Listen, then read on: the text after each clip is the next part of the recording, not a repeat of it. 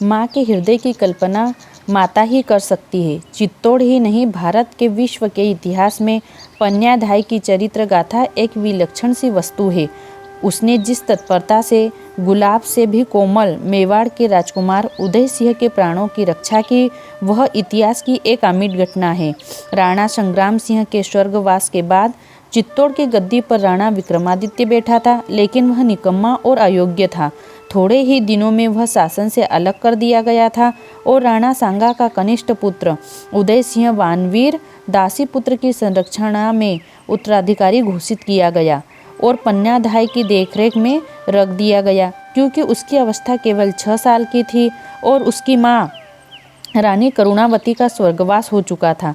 चित्तौड़ के इतिहास में यह समय अत्यंत नाजुक था। बड़े से बड़े परिवर्तन की संभावना थी। पन्नाधाय खिंची जाति की राजपूत रमणी थी। उसका हृदय अत्यंत विशाल था। एक दिन वनवीर ने निश्चय कर लिया कि रात आते ही वह उदयसिंह के खून से अपनी तलवार की प्यास बुझाएगा। काली रात आ गई, चारों ओर अंधकार छा गया। पन्ना को पता नहीं था कि दुष्ट वनवीर ने राजकुमार की हत्या करने की योजना बना ली है। राजकुमार रात का भोजन समाप्त कर बिस्तर पे सो चुका था। इतने में ही बारी आ गया, जो नित्य पतल हदी हटाने के लिए आया करता था।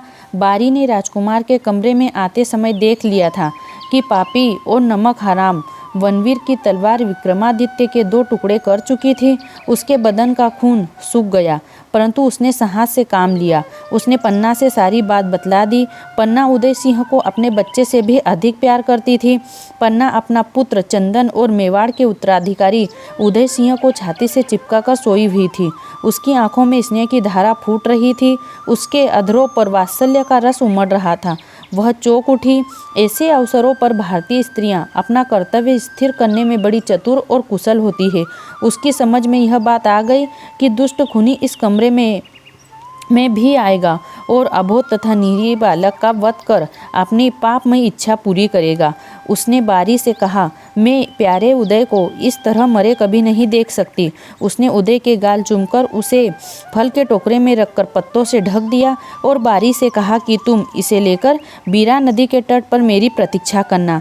बारी टोकरे में सोए हुए मेवाड़ के वैभव को लेकर किले के बाहर चला गया। उसके बाद वीर हृदया पन्ना ने जो कुछ भी किया, उसका उदाहरण विश्व के इतिहास में कहीं नहीं मिल सकता।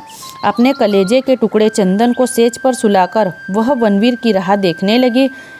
अपने भावी राजा और सौंपी हुई थाती की रक्षा के लिए उस वीर माता ने अपने संतान को ही मृत्यु की वेदी पर चढ़ा दिया। उसका चेहरा स्वाभिमान से चमक रहा था। वह तो उदय सिंह की ही जीवन रक्षा में अपना और मेवाड़ दोनों का सौभाग्य समझती थी। दुष्ट हत्यारा आ पहुंचा। वह बोला, उदय कहाँ है? पन्ना संभलकर दूर खड़ी हो गई। उसके मुख से एक भी शब्द नहीं निकला।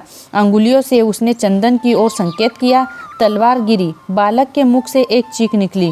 पन्ना की आंखों से एक बूंद भी जल नहीं गिरा, परंतु पुत्र स्नेह से उसका हृदय भीतर ही भीतर फटा जा रहा था। वह शक्ति थी। शक्ति अत्याचारों से कभी नहीं डरती और न पराजित होती है। वनवीर चला गया। माँ ने मृत पुत्र का अंतिम संस्कार वीरा नदी के तट पर किया। रात की निरीव भयानकता उसे संकल्प से डिगा नहीं सकी। वह उदय को कलेजे में छिपाकर मेवाड़ के वहाँ निकल पड़ी।